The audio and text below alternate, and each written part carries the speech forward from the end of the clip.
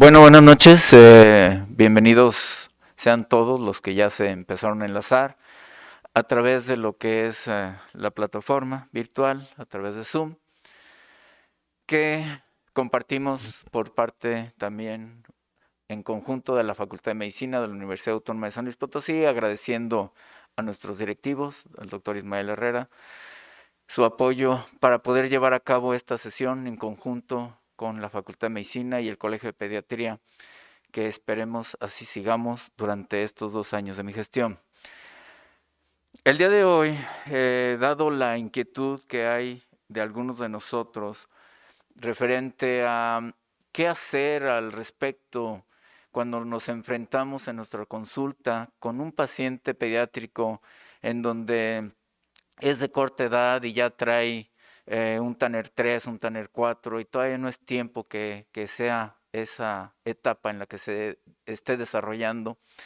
Y también en donde nos llegan pacientes que traen secreción vaginal o molestias vaginales y algunas de estas lesiones. Precisamente para eso, el día de hoy nos van a hacer favor de apoyarnos y acompañarnos dos afamados ginecólogos de aquí, de esta entidad potosina, que tengo el honor de conocer desde hace muchos años y de haber estado trabajando con ellos en diferentes actividades. Y uno de ellos es el doctor Alejandro Jongitud Acosta. Es médico cirujano egresado de esta Facultad de Medicina de la Universidad Autónoma de San Luis Potosí. Él hizo su especialidad en ginecología y obstetricia en el Hospital Central Dr. Ignacio Morones Prieto, la subespecialidad en oncología ginecológica en el Instituto Valenciano de Oncología en la Universidad de Valencia, España, lo que es un diplomado y máster en senología y patología mamaria en la Facultad de Medicina de la Universidad de Barcelona y una rotación en la unidad de mama en el Instituto Europeo de Oncología en Milán, Italia. Aparte también tiene una especialidad en cirugía oncoplástica y reconstructiva de mama en el Hospital Avente y Lago en Coruña, España. Estas son algunas de las monerías de nuestro excelente ponente, el doctor Alejandro. Y también él nos hablará de lo que es patologías mamarias más frecuentes en pediatría.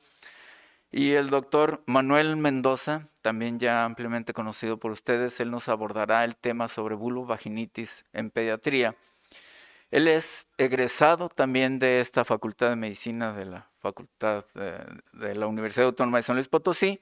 Él hizo ginecología y obstetricia en el UMAE 23 del IMSS en Monterrey y perinatología en el Hospital Universitario Dr. José E. González también en Monterrey. Actualmente está como coordinador académico de pregrado en ginecología y obstetricia de parte también de la Facultad de Medicina de San Luis Potosí y es jefe de la División de Ginecología y Obstetricia también en el Hospital Central Dr. Ignacio Morones Prieto. Él también cuenta con una maestría en Dirección y Administración en Salud que desarrolló o llevó a cabo en La Rioja, en España. Entonces, creo que tenemos dos grandes ponentes, dentro de los cuales en los siguientes 40, 50 minutos esperemos lograr aprovechar sus conocimientos para nosotros poder ejecutarlos a nivel de consultorio, en qué momento nos toca a nosotros, en qué momento tenemos que derivarlo a alguno de los especialistas. Bueno, con ustedes empezamos con el doctor Alejandro Jongitud. Bienvenido, doctor. Muchísimas gracias, doctor Uciel Ochoa. Agradezco infinitamente esta invitación para hablar un poco sobre patología mamaria en pediatría. Me voy a permitir retirarme un poquito, que estamos un poquito separados para esto de la epidemia del COVID. Estamos separados más de 5 metros de la gente que está aquí presencial, para poder hablar un poquito más rápido sobre el tema, porque son 20 minutos de patología mamaria en pediatría. Lo más importante en patología mamaria, que necesitamos hablar, la importancia de la glándula mamaria, es que las mamas se han hecho muchas ecos diciendo que las mamas son el órgano distintivo de los mamíferos. En la mujer se habla que el seno es algo más que una simple glándula productora de leche, pero quizá en pediatría lo más importante es que los senos de los niños son fuente de angustia para los padres ante el miedo de enfermar. Y podemos ver, ya empezando con el desarrollo de la glándula mamaria, que esta pasa por 4 fases o periodos, que en realidad los que vamos a ver aquí, que originan patología en pediatría, son los 2 primeros, que es la primera fase que tiene lugar en la vida fetal, que es la formación de las crestas mamarias, que se extienden desde la axila hasta la parte interna del muslo, y que son debidas a un engrosamiento del ectodermo. La segunda fase, denominada telarquía, que ocurre en la pubertad, y que vamos a ver ahora algunos de los trastornos más frecuentes desarrollados en esta fase. Y la tercera fase, que es ya la madurez de la mama, que embarazo y lactancia, no tomaremos ese tema en este caso. Y la cuarta fase, que es la menopausia, que también no pertenece a esta presentación. Para fines prácticos, desde el punto de vista de desarrollo fetal, la mama se desarrolla desde la 6ª semana de gestación con un engrosamiento del ectodermo y termina su desarrollo más o menos en el 7º mes, ya con desarrollo de alvéolos secretores. Y esto es importante porque ocurre tanto en niñas como en niños, de manera que patologías tan incipientes en el desarrollo como esta que conocemos como galactorrea del recién nacido o leche de bruja, sabemos que es debida a una reducción brusca en los niveles de estrógenos y progesterona que estaba produciendo la placenta, y que una vez que el bebé nace, esta reducción importante en los niveles de estrógenos y progesterona libera prolactina, la cual aumenta la secreción láctea, y generalmente lo más importante en estos casos es tranquilizar a los padres, porque sabemos que en 2 a 8 semanas desaparecen. Y algo que es muy importante saber es el origen independiente de las 3 estructuras, es decir, la mama se origina de la cresta mamaria, la areola viene de los melanocitos que provienen de la cresta neural en la 5º mes de gestación, y el pezón se origina del tejido conjuntivo que rodea la cresta mamaria. ¿Y por qué es importante saberlo? Porque ahora que veamos alteraciones del desarrollo, vemos cómo se desarrolla en forma independiente y de repente podemos tener glándulas mamarias en posición normal y un pezón o una areola en la espalda. El segundo periodo del desarrollo, que es la pubertad, los estadios de Tanner, que ustedes ya conocen perfectamente bien, que va desde una etapa 1 de la fase preadolescente hasta una etapa 5, y quizá lo más importante es que podemos identificarlos desde el punto de vista ecográfico, ultrasonográfico. El Tanner 1 y el Tanner 2 generalmente se caracterizan porque encontramos tejido mamario retroareolar hiperecoico. Esto es debido a que está formado básicamente por grasa. Mientras que ya en los Tanners de desarrollo 3, 4 y 5 ya encontramos la mama más desarrollada y encontramos nódulos hipoecoicos que son debidos a que hay mayor cantidad de tejido fibroglandular. De esta manera podemos clasificar a una niña no únicamente con la clínica, sino a través de la ecografía. En la tercera fase comenté que esto no lo vamos a brincar porque la menopausia también, la cuarta fase. Y quizá lo más importante es que la estructura final de la glándula mamaria es el resultado de un balance entre los fenómenos de proliferación. Ahora vamos a ver 3 hormonas fundamentales que son mitogénicas en la mama, que es estrógenos, progesterona y prolactina, y fenómenos de apoptosis o muerte celular programada debida fundamentalmente a los andrógenos. Vamos a ver cómo casos de hiperandrogenismo cursan con atrofia mamaria.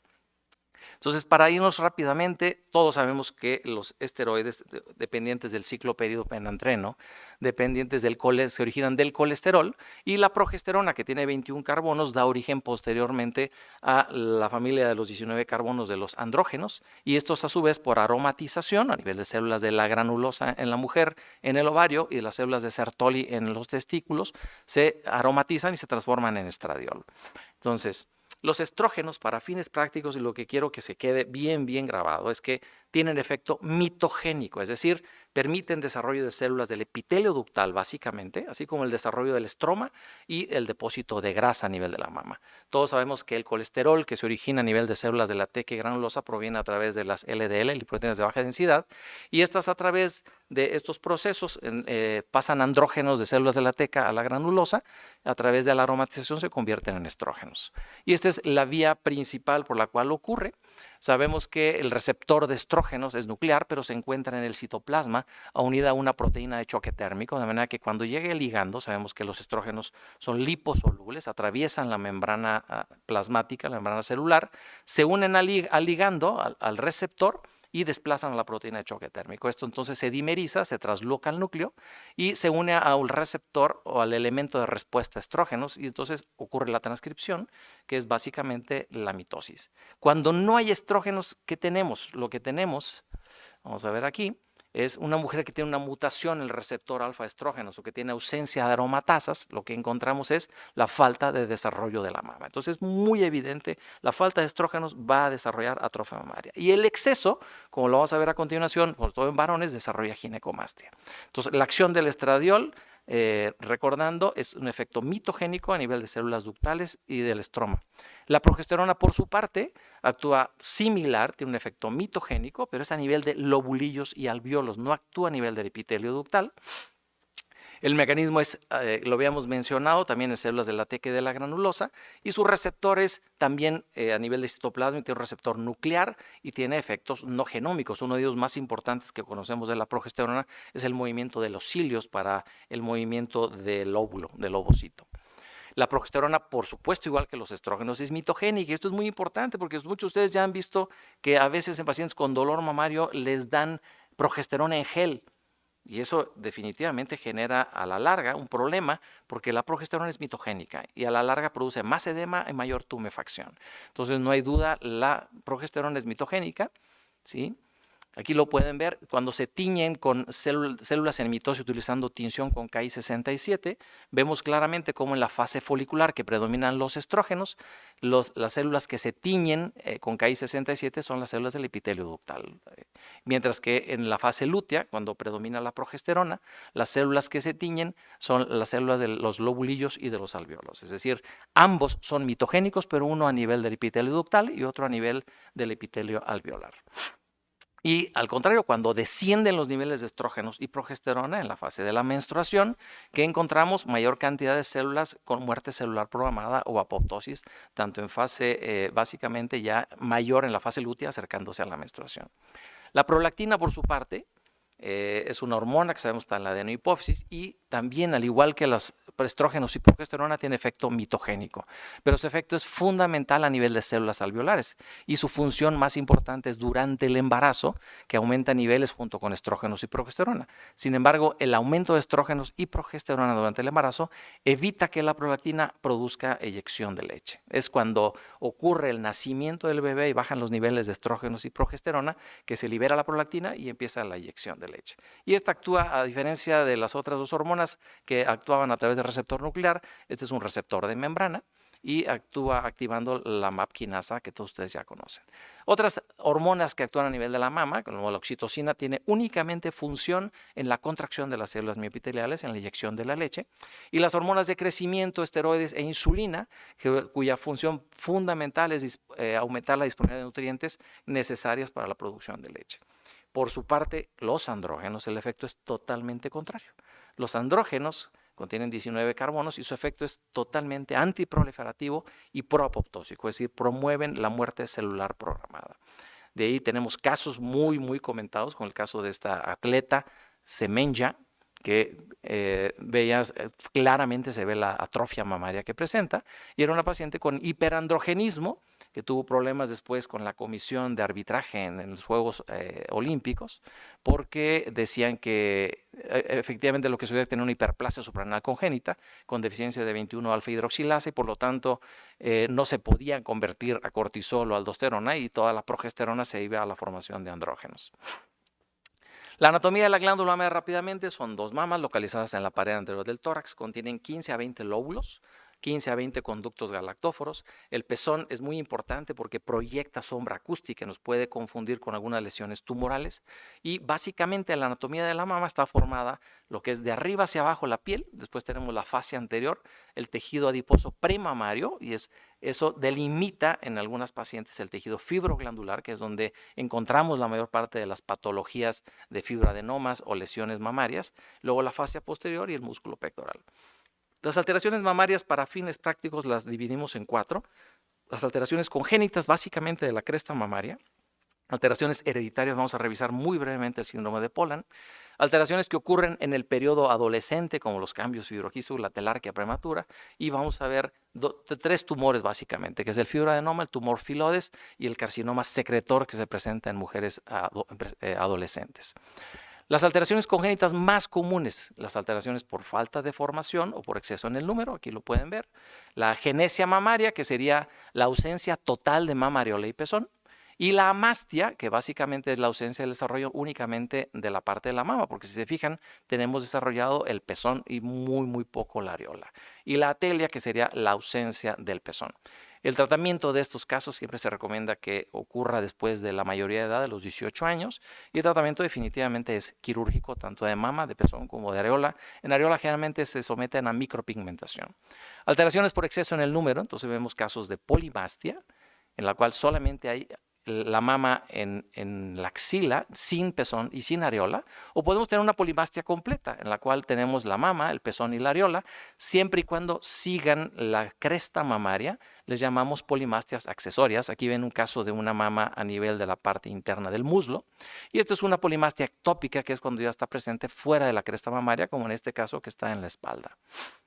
Aquí los casos de politelia accesoria, que siguen también la cresta mamaria, y los casos de politelia ectópica, como este que está a nivel del dorso. Y el tratamiento definitivamente es quirúrgico, tanto las mamas ectópicas a nivel de la axila las eliminamos, así como los pezones y los areolas fuera del lugar.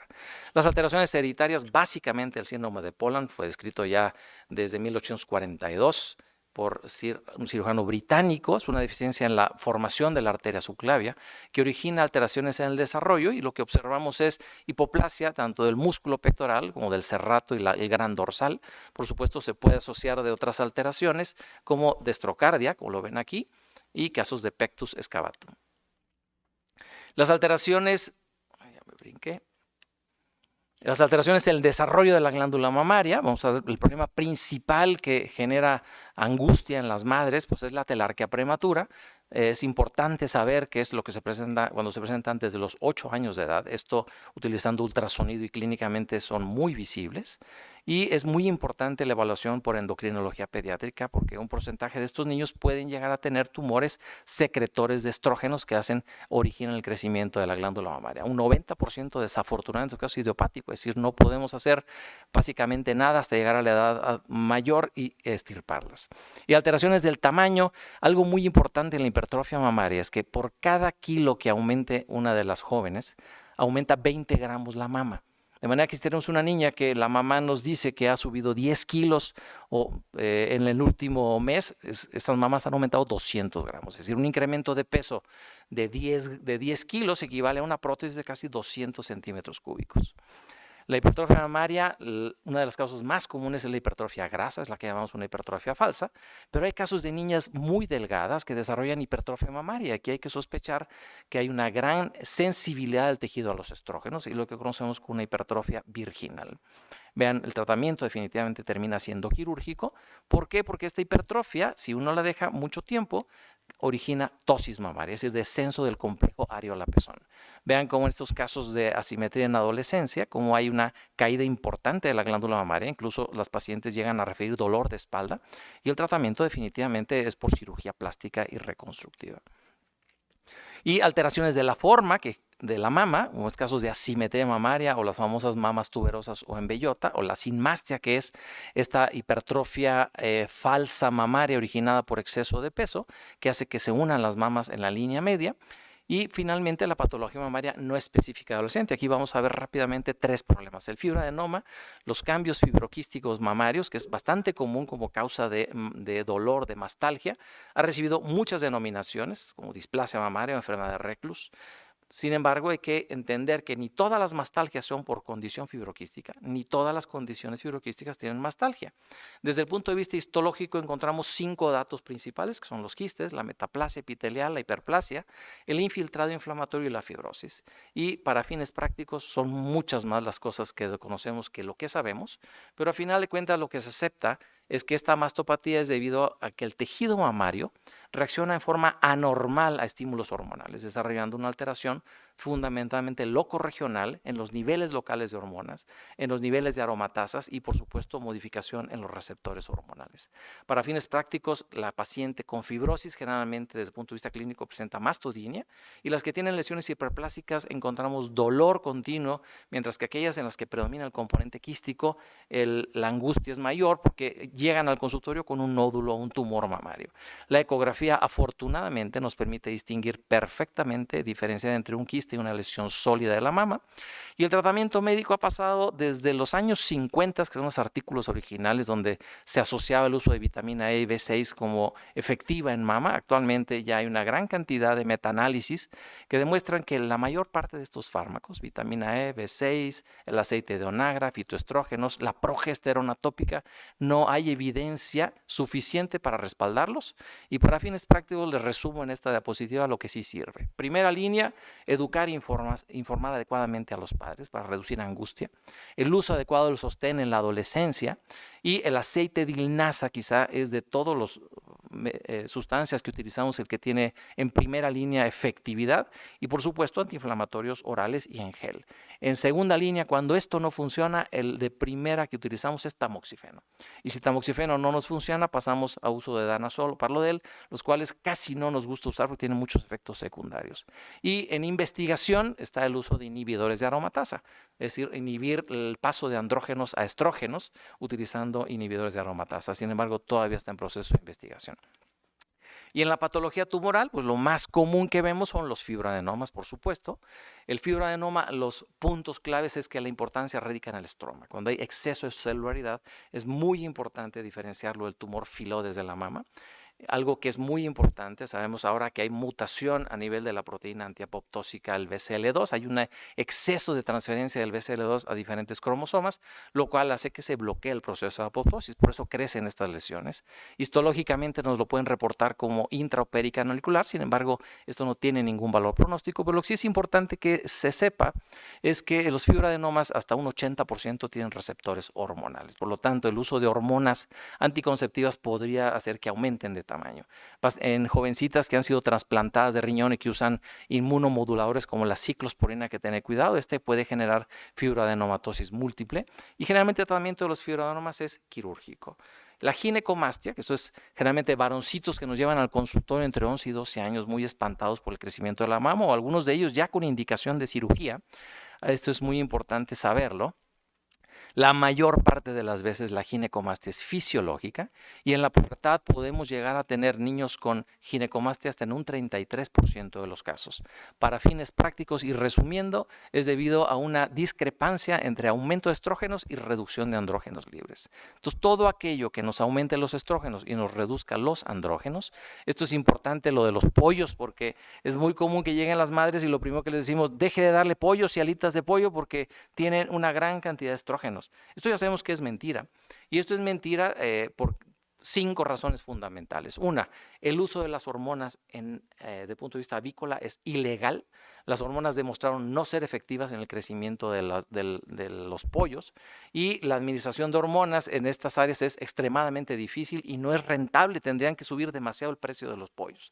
Entonces ya se sabe, sin embargo, las mismas empresas que venden pollos cometen el error de ponerle sin hormonas, lo cual la gente cuando le dice quiere decir que entonces sí hay pollos con hormonas, y eso es lo que ha originado que estos son estadísticas de qué porcentaje de amas de casa, hasta un 23% piensan que efectivamente los pollos tienen hormonas, incluso pediatras 18% llegan a pensar que los pollos tienen hormonas y recomiendan dejar de darles pollo. Entonces ya se ha demostrado que no es así. Y desde el punto de vista etiológico, pues bueno, volvemos a lo mismo, un estado de hiperestrogenismo o de hipoandrogenismo es la causa principal. Algunas drogas como los antiandrógenos, como la ciproterona, pueden llegar a producir ginecomastia, y clínicamente lo que encontramos es un tejido ubicado en el centro de forma simétrica, bilateral, y ecográficamente lo que les comentaba, tejido fibroglandular unilateral, y vean este caso de abajo con ginecomastia bilateral en un niño que consumía anabolizantes y era fumador de marihuana. La marihuana puede producir ginecomastia. Tratamiento depende de la fase en que encuentren la ginecomastia. Si es una fase activa, todavía hormonal, podemos utilizar moduladores de receptores de estrógenos como el tamoxifeno, o los inhibidores de la lactosa casi no han demostrado efectividad, o bien el uso de andrógenos solamente en varoncitos que se demuestre hipogonadismo. Y ya en la fase inactiva de fibrosis no funcionan estos medicamentos y por supuesto que hay que valorar llevar a cabo un procedimiento quirúrgico de reducción como en estos casos. El tumor filodes de la mama es un tumor fibroepitelial, fue ya descrito hace más de 200 años, ¿sí? Es un tumor de rápido crecimiento y quizás es el que más miedo nos da cuando hablamos de fibroadenoma gigante de más de 5 centímetros, porque pudiera tratarse de un tumor filodes. Y sabemos que hay una mutación en esta proteína, que es mediadora de la transcripción de la RNA polimerasa, que es la MED12. Sabemos que hay que clasificarlo de acuerdo al número de mitosis, si es un tumor benigno o es un tumor maligno, filodes. Lo más importante es que puede recidivar, ¿sí? Es importante la excisión con 1 centímetro de tejido sano alrededor y solo en casos de recidiva llevamos a cabo radioterapia. Nuevas enfermedades, ya con esto casi concluyo, que es la fistulación perioral recidivante en mujeres que usan piercing a nivel del pezón, hay que tener cuidado, o el uso de modelantes que se inyectan para hacer crecer la mama. Vean el gran daño que puede llegar a producir, como la L-carnitina, que terminan en mastectomía. Y los casos muy raros en la infancia o en la adolescencia de carcinomas secretores de mama, menos del 2% casi de todos los de la mama. Característicamente este carcinoma secretor tiene receptores para estrógenos y progesterona positivo, suele ser de bajo grado y de buen pronóstico. Este es un caso de una niña de 8 años, verídico, que sufre este tipo de carcinoma secretor. Muchísimas gracias. Yo creo que dejamos las preguntas al final, ¿verdad?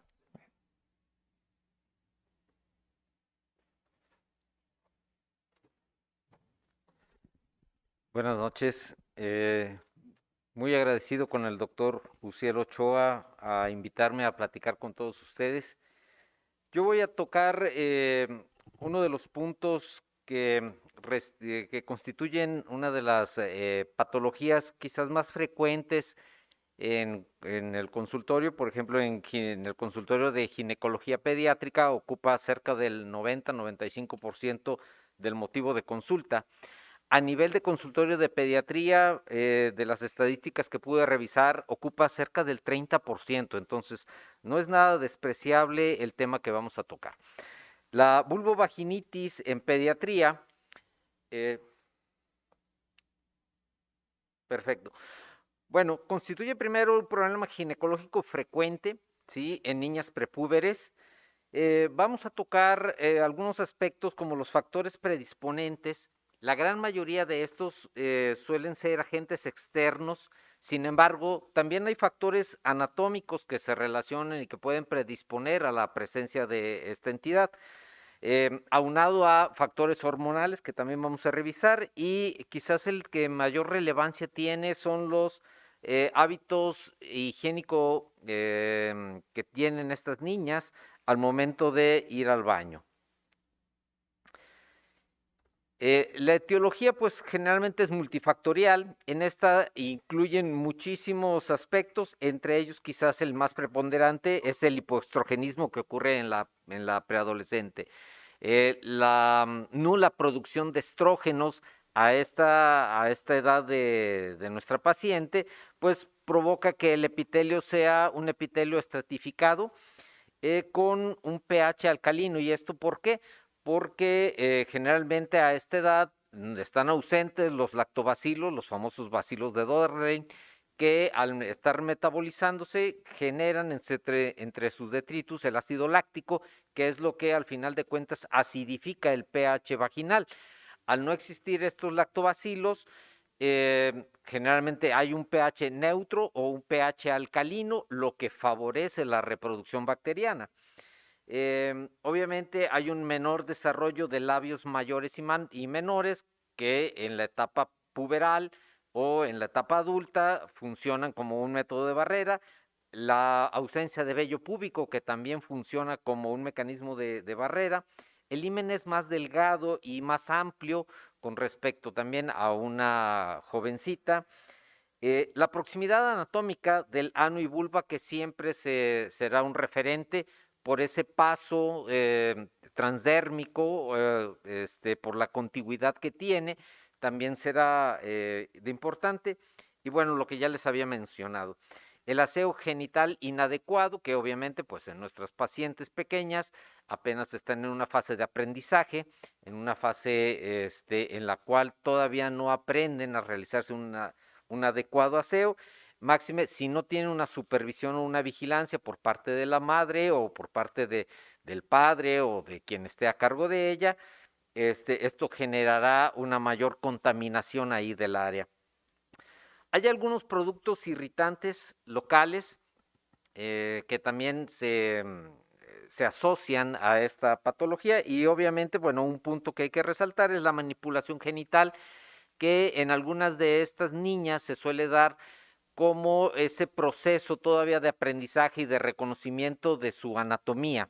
Entonces, la niña poco a poco empieza a explorar su cuerpo, empieza a explorar sus partes y en una de esas puede llegar a contaminarse. Esta es una gráfica para que vean cómo se suele dar el desarrollo o la presencia de estrógenos a nivel en la etapa a diferentes edades de la paciente. Generalmente antes de los 5 años los niveles de estrógeno están bajos, vean. Esto obviamente al llegar a la etapa puberal, aproximadamente aquí 11, 12 años, empieza a incrementarse, llega a sus niveles mayores en la etapa reproductiva de la mujer y conforme se va acercando a la etapa de perimenopausia o menopausia, pues nuevamente vuelven a caer esos niveles de estrógenos. ¿Cuáles son los síntomas o generalmente por qué acude la paciente a consulta? Bueno, generalmente acude acompañada de la mamá refiriendo secreción vaginal. La gran mayoría llega porque refiriendo que la niña mancha el calzón, que la niña se queja de dolor pélvico, que la niña le huele mal la ropa interior, ¿sí? Entonces hay una secreción vaginal. A la exploración física podemos encontrar eritema vulvar, presencia de la secreción, eritema o hasta huellas de rascado, ¿sí? En algunas de estas pacientes igual no es raro que nos lleguen acompañados de síndrome disúrico o de prurito. Cuando vemos la etiología de la vulvovaginitis, vamos a encontrar que la gran mayoría es inespecífica. En 2/3 partes de los casos es una etiología inespecífica, la cual ahorita vamos a ver cuál sería la etiología. Y bueno, una 1/3 parte es específica. Estos porcentajes generalmente se invierten cuando la paciente inicia ya su etapa reproductiva. Ahora es al revés, ahora son específicas el 70% e inespecíficas solamente el 30%, ¿sí? Las vulvovaginitis inespecíficas que ocupan la gran mayoría de los casos, pues bueno, la mayoría son secundaria a estímulos físicos o químicos. Es una variante, de hecho muchos de los autores la describen como una variante de la dermatitis atópica y esto es secundario al uso de algunas sustancias que se encuentran tanto en jabones, perfumes, ropa ajustada, suavizantes de ropa, talcos. Y la característica es de que la niña va a tener un flujo mucoide, no purulento, de pequeña cuantía y que es inodoro, ¿sí? Estas serían las famosas llamadas vaginitis inespecíficas, ¿sí? Pero que tenemos un causal muy asociado, que serían todas las sustancias estas que pueden desarrollar una variante de la dermatitis atópica. Las vulvovaginitis específicas, pues bueno, en la gran mayoría de estas son mixtas, esto es, tienen un componente ya sea bacteriano o asociado con algún hongo, generalmente cándida. Pueden verse inmiscuidas bacterias entéricas, respiratorias, microorganismos de transmisión sexual, parásitos o cuerpos extraños. De hecho, en una de las revisiones que están descritas, bueno, la frecuencia de microorganismos en flujos vaginales están encabezados principalmente por Escherichia coli, no es raro, Streptococo beta hemolítico y Estafilococo coagulasa negativo, ¿sí? En otra de las revisiones están prácticamente los mismos microorganismos. Encabeza la lista igual Escherichia coli, Proteus vulgaris, Shigella, Klebsiella, como les había mencionado en las diapositivas previas, agentes de etiología entérica o de etiología respiratoria. Cuando llegamos a encontrar este tipo de microorganismos, Neisseria gonorrhoeae, clamidia, virus del papiloma, treponema pallidum, herpes simple, generalmente ya aquí habría que virar un poco nuestro punto de vista clínico y pensar más de que muy potencialmente esta niña puede ser objeto de un abuso sexual, ¿sí? Entonces, estos gérmenes obviamente no están asociados con la flora habitual de la niña. Entonces, aquí sí habría que pensar en que potencialmente esta niña puede estar siendo sujeta a un caso de abuso sexual. ¿Cuál sería el tratamiento? Pues bueno, en vulvovaginitis inespecíficas, pues lo primero será quitar el agente irritante. De hecho, es una de las recomendaciones que generalmente se hacen a las mamás. Evitarles la ropa ajustada, evitarles la ropa de telas sintéticas, preferir generalmente aquella que está hecha a base de algodón, evitarles pijamas de pantalón, preferir los camisones, favorecer el cambio de ropa interior diario, hay que supervisarles el aseo genital que sea correcto, ¿sí? Y obviamente el baño diario. Con estas simples normas higiénicas que se tienen, suele resolverse arriba del 95% de las vulvovaginitis inespecíficas. Cuando ya hablamos de vulvovaginitis específicas, pues bueno, ahí sí ya tendríamos que auxiliarnos ya sea de cultivos, en el cual, pues bueno, si encontramos Oxyurus, pues bueno, ya sabemos que la terapia es mebendazol. Aquí sí, en cuanto a las dosis, ustedes son los expertos, ustedes sabrán cuánto es a lo que le toca según el kilo de peso mediante superficie corporal. Si se trata de una flora entérica, pues bueno, auxiliarnos de amoxicilina, penicilina, amoxiclavulanato son buenas opciones. En este sentido, los antibióticos preferentemente son vía oral, ¿sí? Si se trata de una cándida, pues clotrimazol, fluconazol, nistatina. Cuando ya encontramos que el cultivo nos reporta una enfermedad por transmisión sexual, pues bueno, tendremos que echar mano dependiendo de lo que nos hayan reportado. Si es una infección por gonococo, ceftriaxona sería nuestra primera elección. Si es una clamidia, acitromicina, eritromicina, doxiciclina tienen una muy buena cobertura para ese parásito. La tricomona, el metronidazol. Si es herpes simples, pues utilizar un retroviral, como es el aciclovir, y si se trata de virus del papiloma humano, el cual podemos encontrarlo ya sea en forma de verruga, que es lo más común, pues tendremos que auxiliarnos ya sea del uso de láser, de ácido tricloracético o del imiquimod. Les repito, cuando ya encontramos algún agente de este tipo, sospechemos que esa niña puede estar siendo víctima de un abuso sexual. Otras misceláneas que también podemos encontrar como causales de vulvovaginitis, pues bueno, son casos más raros, etiologías más raras, poco comunes, como el pólipo benigno de vagina, el rhabdomiosarcoma o sarcoma botroides.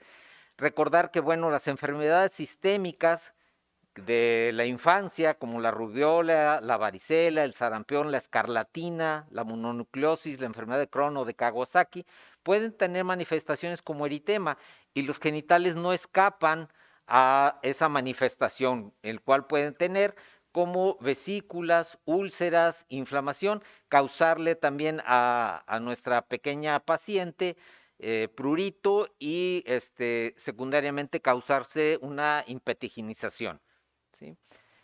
Algunas malformaciones urinarias también dan esa misma manifestación, como es el uréter ectópico o el prolapso uretral.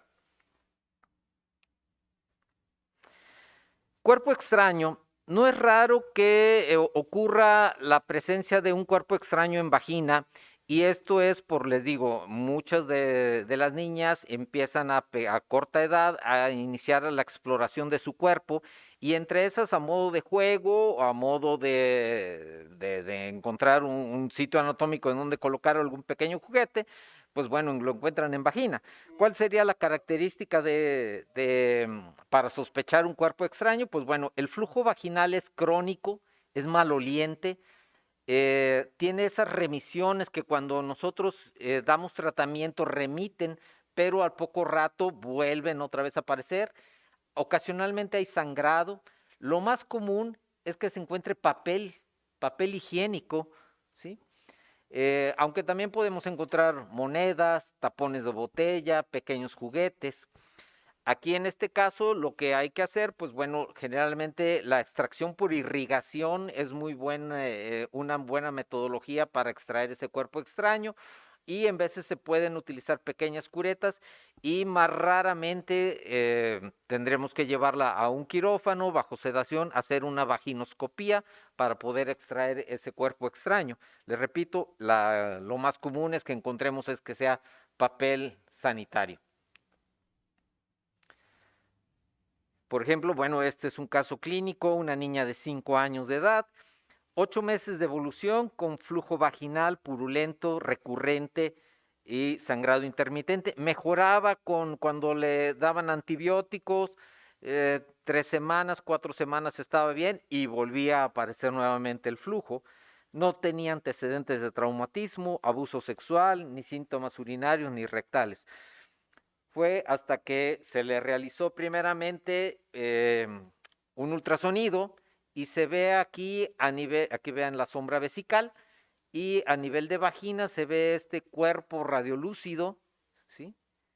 Que con ecos refringentes, que después cuando se toma una radiografía aparece esta imagen, ¿sí? Lo cual era uno de estos prendedores, pasadores de cabello que, que tienen las niñas, y pues bueno, estaba ahí en vagina. Este es un algoritmo que se sugiere como guía para el primer episodio de vulvovaginitis. ¿Por qué remarco que sea el primer episodio? Repito, cuando hemos pensado, cuando nuestra paciente tiene recurrencia, cuando vemos que tiene mejoría y vuelve a recurrir, mejoría y vuelve a recurrir, habría que pensar en otra causal. Pero aquí, pues bueno, lo primero sería pues implementar los hábitos de higiene adecuados, ¿sí? Durante 14 días. Si hay cura, pues generalmente nos quedamos con el diagnóstico de una vulvovaginitis inespecífica, que es lo más común, y que con estas medidas vamos a conseguir una curación arriba del 95%, ¿sí? Si está persistente, es entonces donde tenemos que auxiliarnos, pues bueno, de los cultivos. El cultivo parasitológico seriado con prueba de Graham, ¿sí? Que bueno, si es positivo, pues bueno, habría que dar un tratamiento antiparasitario familiar y el control post-tratamiento. Si es negativo, pues bueno, ahí sí ya tendríamos que irnos a cultivo de la secreción vaginal con antibiograma, y dependiendo de lo que nos reporten, pues bueno, dar el tratamiento dirigido a esto, ¿sí? Y obviamente insistir con las medidas higiénicas, y si no, pues bueno, realizar nuevo cultivo. Si vuelve a presentar recurrencia, pensar o en cuerpo extraño o en otra etiología. Bueno, ¿qué es lo que quiero que se lleven a casa? ¿Sí? Bueno, que la mayoría de las vulvovaginitis a esta edad pues son inespecíficas, y que generalmente, les repito, son secundarias a algún alergeno que se encuentra en ropa, perfumes, talcos, polvos, ropa, etcétera, ¿sí? El tratamiento es tópico, local, con medidas de higiene. En vulvovaginitis específicas habría que dar el tratamiento específico. El antibiótico, obviamente, de preferencia debe de ser oral. Si hay cronicidad en la vulvovaginitis, hay que sospechar presencia de cuerpo extraño. Y las enfermedades de transmisión sexual, siempre habrá la sospecha de que haya abuso sexual. Estas son las referencias que utilicé para esta plática, y pues bueno, con esto termino mi ponencia en espera de sus comentarios o preguntas y dudas. Gracias. Bueno, si alguien del auditorio quiere realizar alguna pregunta. Preguntan aquí qué tipo de cremas se utilizan en las dermatitis, en las vulvovaginitis, como tratamiento tópico.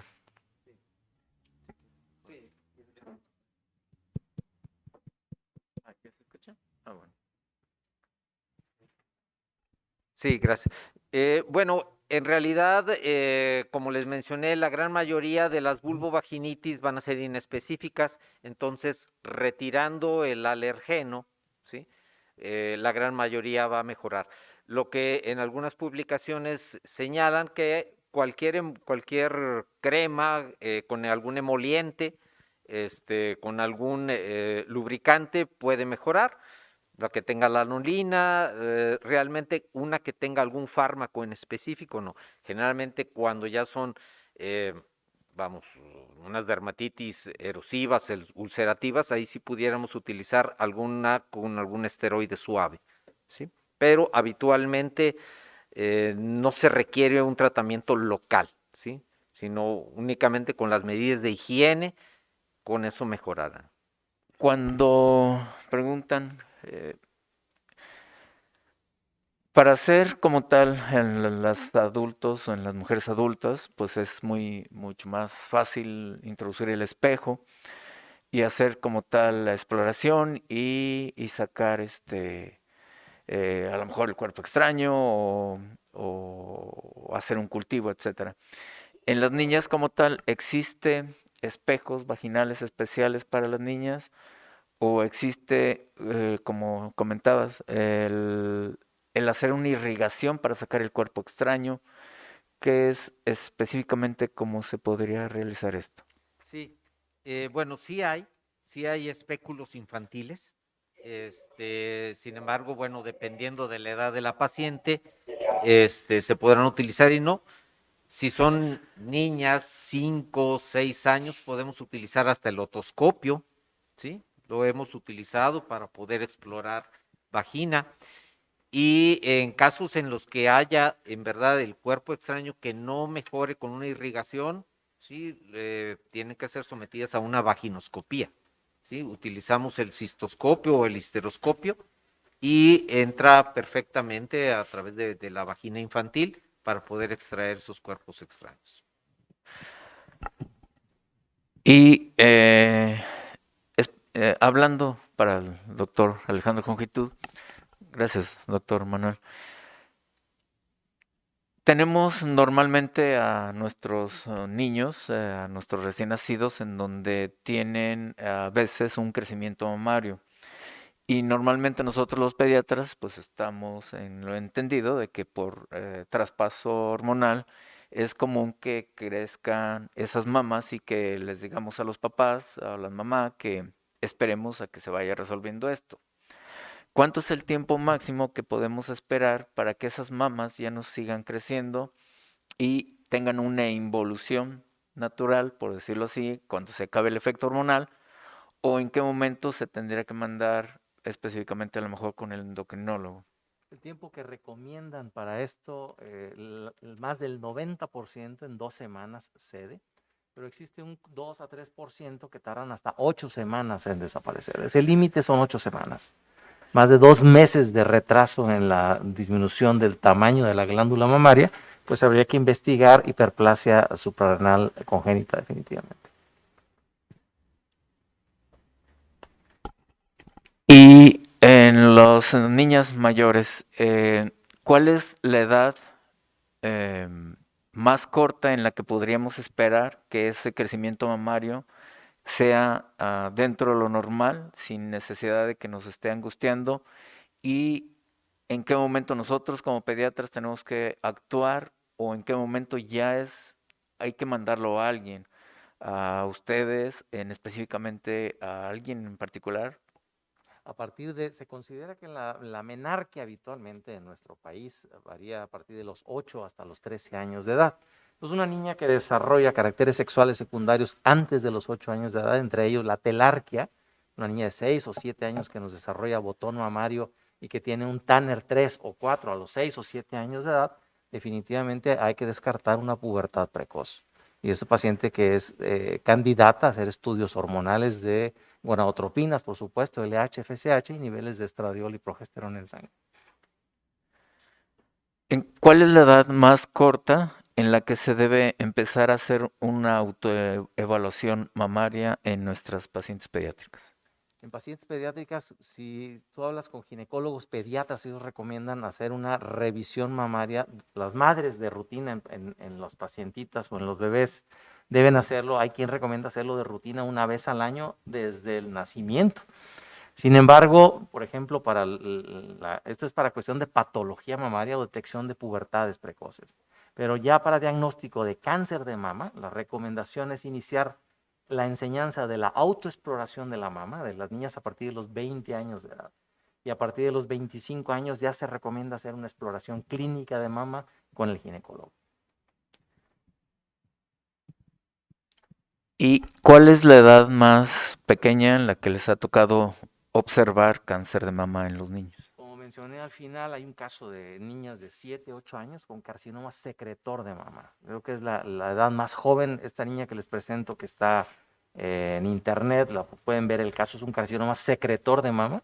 Es un tumor que se caracteriza porque tiene niveles elevados de receptores de estrógenos y progesterona y que además es de buen pronóstico, dado que histológicamente es un tumor G1 de histología favorable y que responde muy bien a inhibidores de aromatasa o antiestrógenos. Sobre el uso de baños de asiento con vinagre, Bantal, B, etcétera, ¿qué opinan? Pues la verdad es que a esta edad no están recomendados, ¿sí? De hecho, los baños de asiento lo único que hacen es favorecer la proliferación o bueno, la contaminación tanto anal vaginal, ¿sí? Y si estamos viendo de que a esta edad el epitelio vaginal está descubierto, está desprovisto de los agentes de defensa que son los lactobacilos, pues vamos, nosotros mismos estaríamos favoreciendo la colonización de esa flora entérica hacia la vagina. Entonces, no están recomendados. El baño diario, eso es lo que está indicado, agua y jabón, de preferencia un jabón neutro, un jabón que no tenga olor, un jabón que no sea, el más común, un jabón que no sea neutro y que tenga un pH de ese mismo, de 7.0. ¿Sí? Yeah.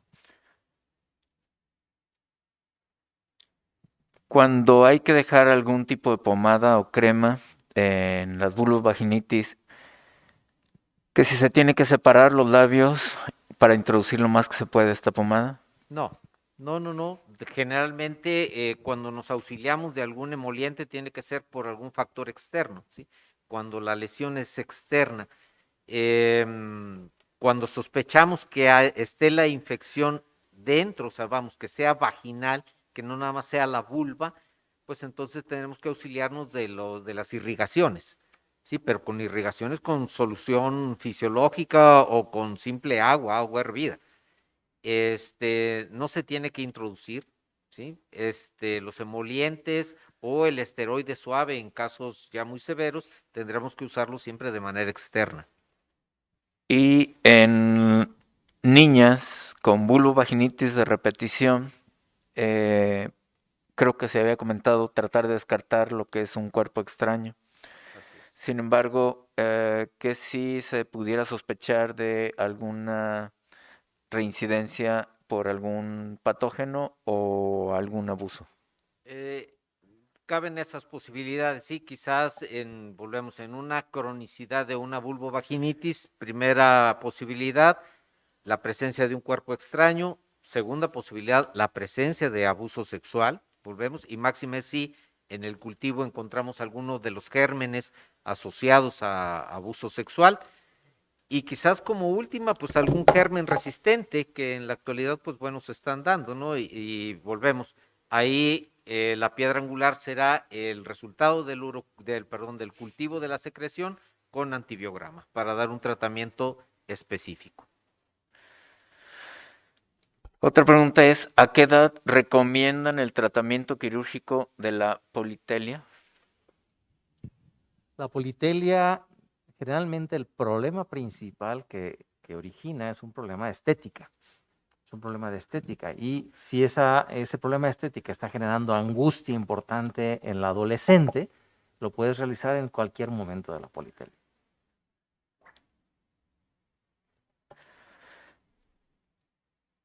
Es una operación muy sencilla, es un procedimiento de 10 minutos, se extirpa únicamente el pezón, a diferencia de la polimastia. La polimastia, en la cual hay mayor cantidad de tejido, y es tejido mamario generalmente a nivel axilar, y generalmente el motivo de la consulta es precisamente la cuestión de la angustia estética, de cuando se ponen sus blusitas y entonces niñas que tienen además aumento de peso, así como crecen las glándulas mamarias 20 gramos por cada kilo en el tejido mamario, también la axila, el tejido ectópico mamario crece. Entonces en niñas con sobrepeso es muy común que además tienen polimastia, es muy común que al ponerse sus blusitas, esos tejidos salen al exterior y les genera mucha angustia desde el punto de vista de bullying o de burla por los compañeritos en la escuela, en cuyo caso tendrías que adelantar el procedimiento. Lo habitual es realizarlo cuando han llevado a cabo el desarrollo pasando la pubertad y que han alcanzado la mayoría de edad. ¿Y si existe algún tratamiento hormonal como tal cuando se quisiera disminuir la posibilidad de que esa telarquía prematura pudiera retrasarse? En casos de telarquía prematura, en la cual tenemos un exceso de estrógenos y se ha demostrado ya que es algo idiopático, es decir, no tenemos un diagnóstico como tal de un tumor que esté produciendo exceso de estrógenos, en el cual ya se descartaron todas las patologías que originan hiperestrogenismo. En esos casos podemos utilizar en la fase, lo que llamamos igual que en la ginecomastia en varones, inhibidores de aromatasa, los cuales impiden el paso de andrógenos a estrógenos.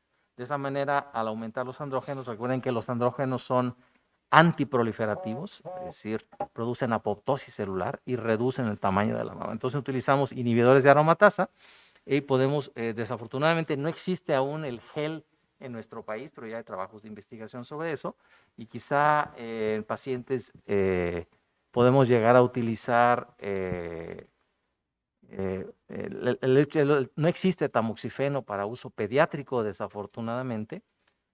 Quizá en estos casos lo más importante es tranquilizar a la paciente, tranquilizar sobre todo a los padres de la paciente que desarrolla la telarquía prematura y, por supuesto, a través de endocrinología pediátrica, descartar un origen que esté originando el origen del hiperestrogenismo. En caso de telarquía prematura, en niñas que estuvieran utilizando algún fármaco que pudiera estar elevando los niveles de estrógenos. Muy bien, no sé si hay alguna otra pregunta de parte de los del auditorio. Pues si no hay más preguntas, agradecemos a todos los que están en línea y a los presentes al haber estado en la sesión del día de hoy correspondiente al mes de febrero del Colegio de Pediatría de San Luis Potosí. Y agradecemos a ambos doctores, al doctor Alejandro Jongitud Acosta, a quien entregamos un reconocimiento por parte del Colegio de Pediatría, al doctor Manuel Mendoza Huerta también, y un pequeño presente también de parte del Colegio de Pediatría.